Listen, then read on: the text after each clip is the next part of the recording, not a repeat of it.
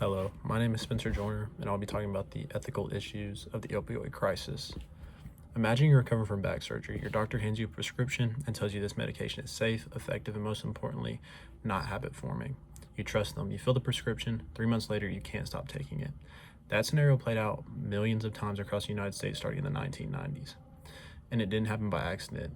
It happened because the principle of veracity, the ethical obligation to tell the truth, was systematically violated by the people who manufactured and marketed opioid drugs.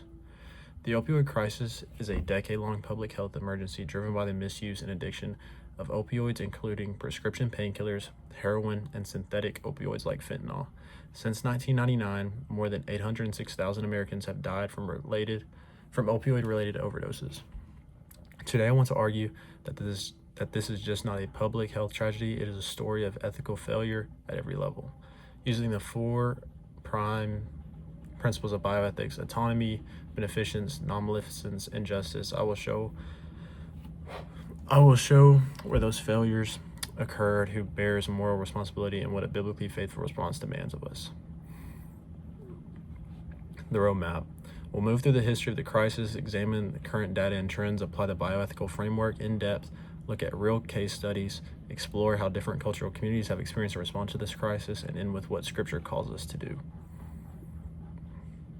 The origins.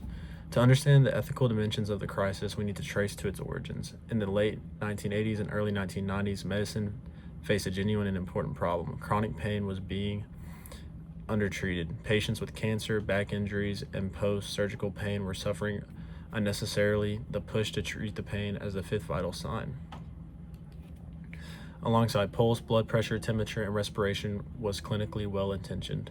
But into that legitimate clinical concern stepped pharmaceutical companies with a very different motive. Purdue Pharma introduced OxyContin in 1996 with an aggressive marketing campaign centered on the central claim that this opioid was effective for long-term pain relief and carried, in their words, a risk of addiction of less than 1%. That claim violated the bioethical principle of veracity, truthfulness, in the most consequential way imaginable. It wasn't a mistake.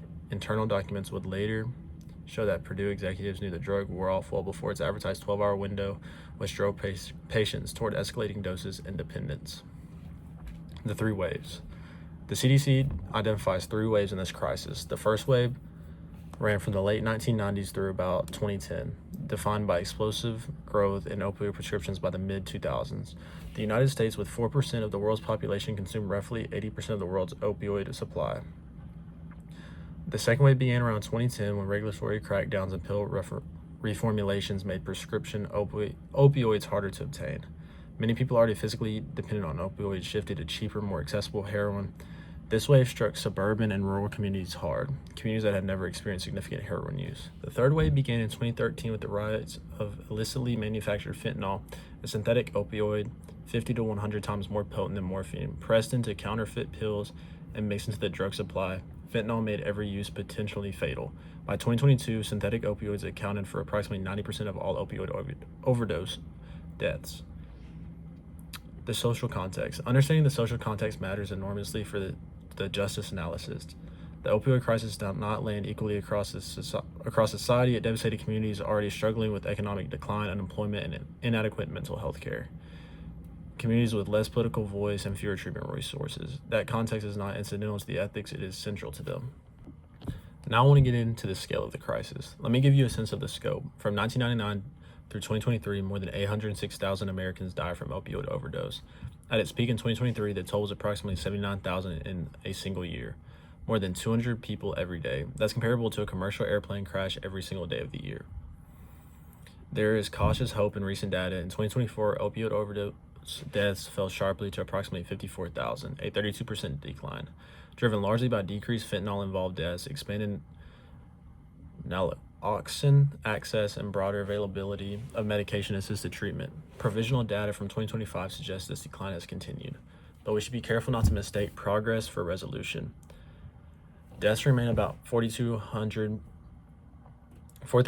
higher than pre-pandemic 2019 levels. The declines are fragile, and recent federal budget discussions raise serious concern about whether the funding that made this progress possible will continue. Racial disparities and distributive justice. This is where the data demands we speak in terms of distributive justice. Distribution of both burdens and benefits across society. The opioid crisis has not fallen equally. Since the crisis began, overdose death rates have increased by 175% among indigenous and Alaska Native communities, the highest of any group, by 113% among Black Americans, by 79% among Hispanic Americans. By comparison, the increase among white Americans was about 26%. These disparities are not biological, they are the product of structural inequities. Unequal access to healthcare. Historical underfunding of mental health services in communities of color and systematic barriers to treatment. This is just not a public health funding, it's a justice indictment. Next, I want to take a look at the ethical analysis. The four-principle framework. Bioethics, Tom Beauchamp and James Childress established a now widely accepted framework of four prime principles, meaning principles that are binding unless overridden by a stronger competing obligation. Those four principles are autonomy, beneficence, non-maleficence, and justice. Applied to the opioid crisis, each one reveals a different layer of what went wrong. Non-maleficence is sometimes described as a constant duty, meaning it is never ethically permissible to intentionally harm a patient. Purdue Pharma violated this principle not through negligence, but through deliberate deception. They produced and promoted false research and paid kickbacks to high prescribing physicians, violating the principle of fidelity, the duty of trustworthiness, and professional relationships, and suppressed data about their drugs' addiction's potential. A 2020 analysis published in Columbia University Voice in Bioethics found that Purdue violated all four principles. But non-maleficence most clearly, the company caused foreseeable large-scale harm and chose profit over patient welfare. In 2007, In 2007, Purdue executives pleaded guilty to criminal misbranding. Their own internal communications showed they knew the risk and proceeded anyway. Autonomy. A patient's right to make their own healthcare decisions depends entirely on veracity. The principle of truthfulness and informed consent is only genuine when the information provided is accurate. Patients who were told OxyContin had a less than 1% addiction risk did not possess the accurate information required for meaningful consent. Their autonomy was not respected. It was strategically undermined. This raises a profound question about moral agency. When a person's decision-making is shaped by false information at the start and then further compromised by neurological effects of addiction, affects the DSM-5 recognizes as markers of a chronic brain disease. How do we assign responsibility? The answer cannot be simply blame the patient. Most physicians who prescribed opioids were genuinely trying to act beneficiently to reduce suffering and promote their patients' well-being. Here we encounter a real ethical tension. Undertreated pain is harmful.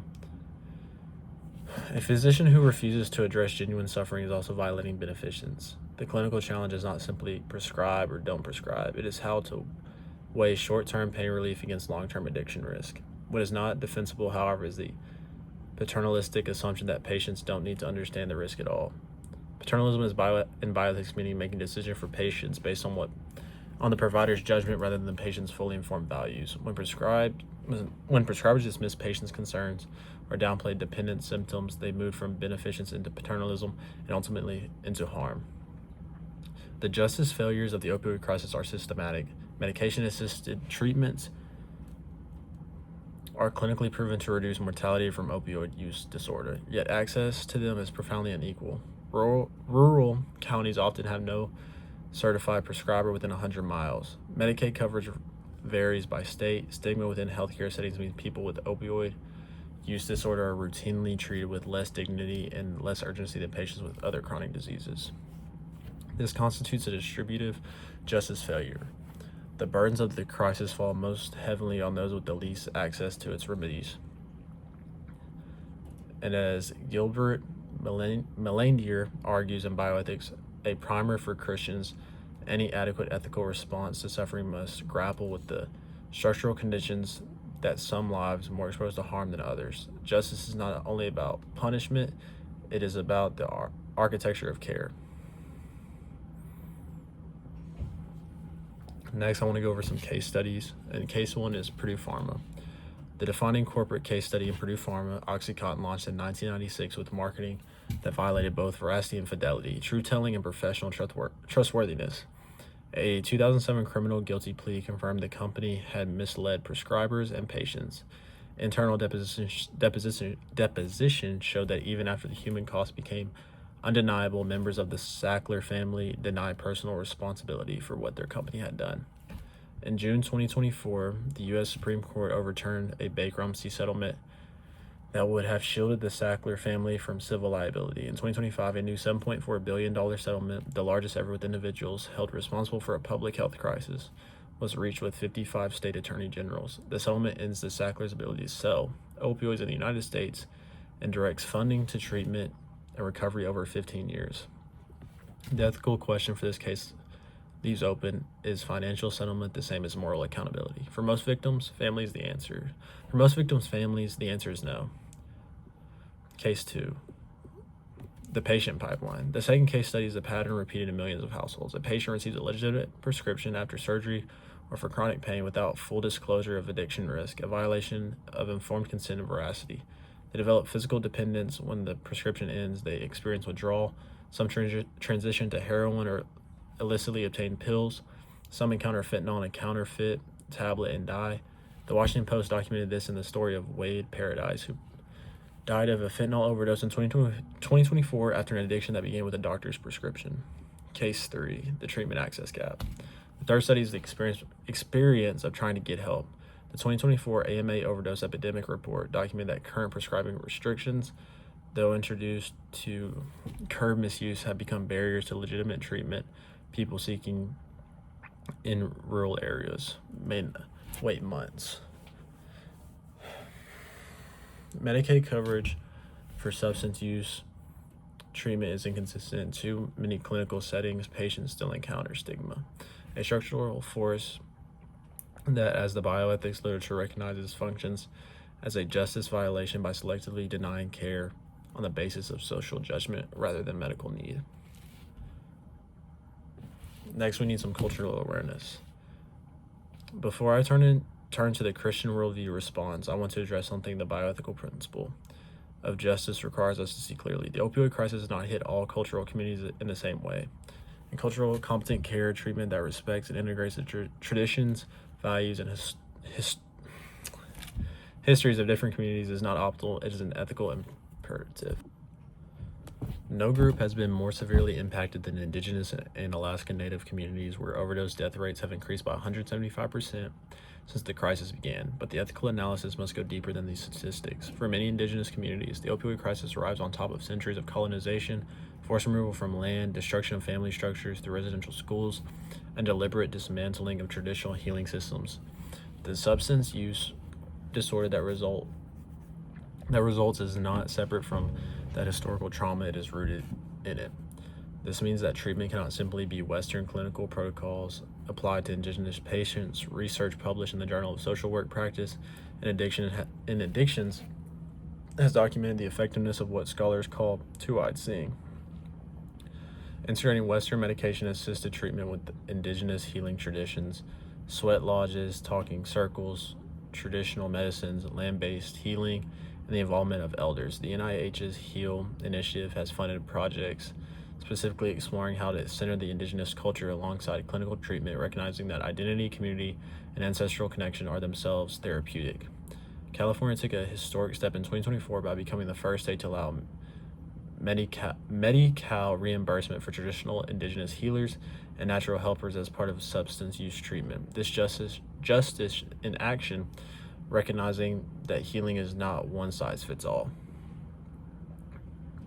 For Black Americans, the opioid crisis intersects with a long and painful history of racially discriminatory drug policy. During the crack cocaine epidemic in the 1980s and 90s, addiction in Black communities was treated primarily as a criminal matter, leading to mass incarceration, mandatory minimums, and the destruction of families and communities. When the opioid crisis emerged, primarily affecting white Americans, the public and political response was notably more sympathetic and medically oriented. That double standard is a profound justice failure and is not lost on all Black communities.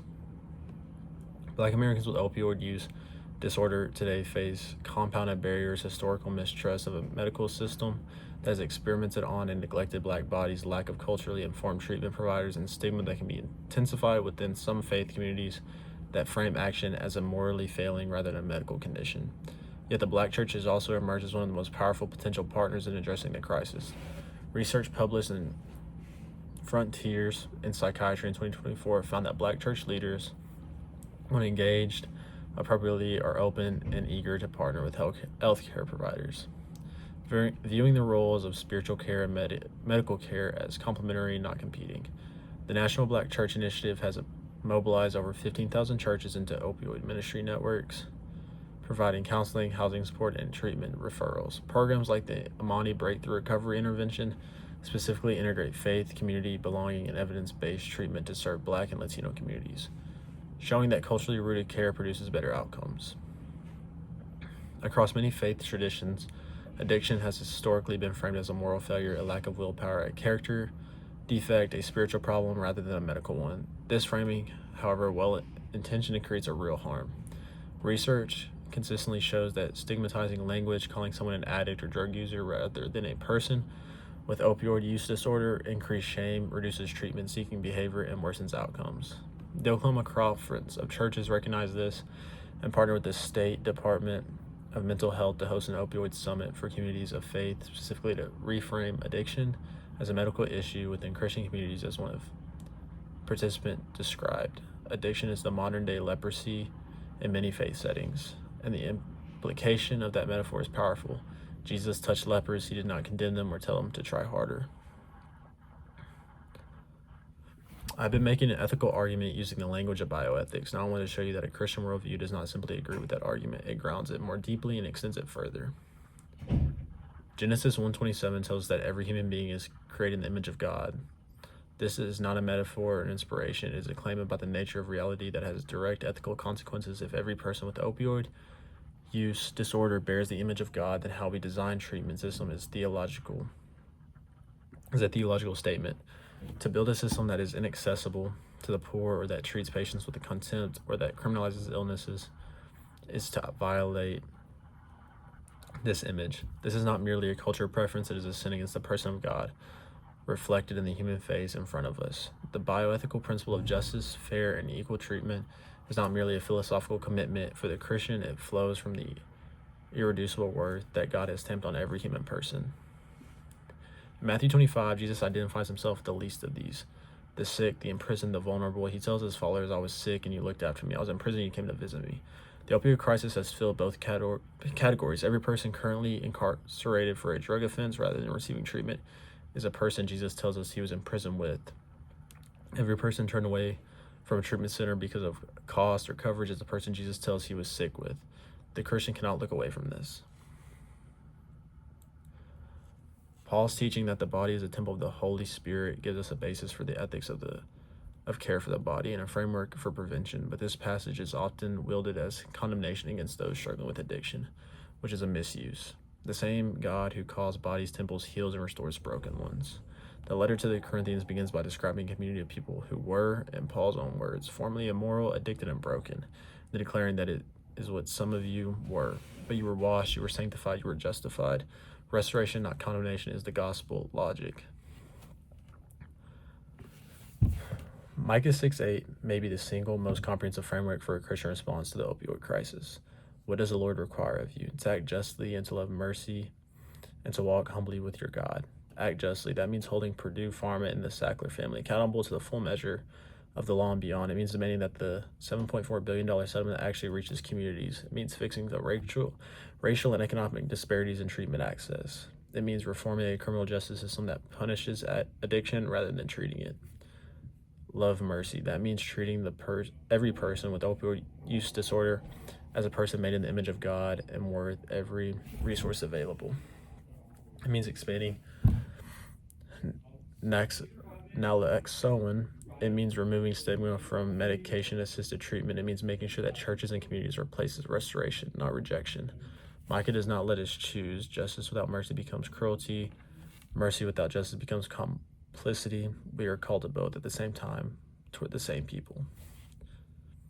Melander argues in Bioethics that primary for Christians that Christian bioethics flows from a vision of human life as a gift, finite, bounded, and oriented toward God rather than toward maximum function or productivity. Applied to addiction treatment. This means our goal is not simply to produce a person who can return to the workforce. It is the restoration of the whole person, body, mind, spirit, and community, in relationship with God and with others. That vision is more demanding than any secular framework, and it is more beautiful. Now looking at the opposing perspectives. A thorough ethical analysis engages the best opposing arguments. There are 4 major positions on how to respond to this crisis. First, strict opioid regulation, tighten prescribing, prosecute over-prescribers, limit access. The concern is real, but overly restrictive policy has made it harder for patients with legitimate chronic pain to access care they need. A paternalistic overcorrection. Second, the pain management priority review. Undertreated pain is itself harmful and current restrictions go too far. The 2024 AMA report supports this concern, but this view cannot ignore the historical catastrophe of underregulation. Third, the criminal justice approach. Treat addiction primarily as law enforcement matter. Decades of evidence show that this does not reduce addiction rates, and it has disproportionately erased the moral agency and freedom of communities of color through mass incarceration. Fourth and lastly, harm reduction and public health. Treat addiction as a disease, expand treatment access, distribute naloxone, eliminate structural stigma.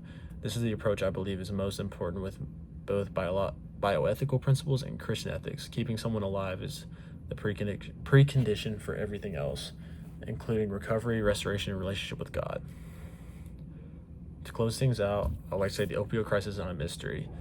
It has identifiable origins, corporate greed, and the violation of veracity. It has identifiable victims.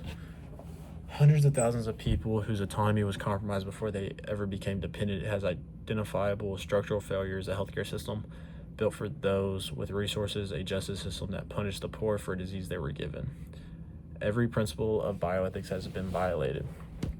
Non-maleficence was broken when Purdue Pharma suppressed the truth. Veracity and fidelity were broken when physicians were misled and patients were not told the risk. The 2024 data gives us reasons for cautious hope. Overdose deaths fell by a third. Excellent works, treatment works. Policy that treats addiction as a health issue rather than a moral failure works. The 54,000 people who still died last year tell us we cannot stop. Act justly, love mercy, walk humbly. That is the calling. Thank you. My main references were my 4 primary were Centers for Disease Control and Prevention, Substance Abuse and Mental Health Services Administration, KFF, Opioid Overdose, National Trends and Variation by Demographics and States, and then New York State Office by the Attorney General. Also used Bioethics, a Primer for Christians, Principles of Bioethics, Oxford University Press, Voice in Bioethics, Columbia University, Purdue Pharma, Deceptive Research Misconduct, and American Medical Association 2024 AMA Overdose Epidemic Report.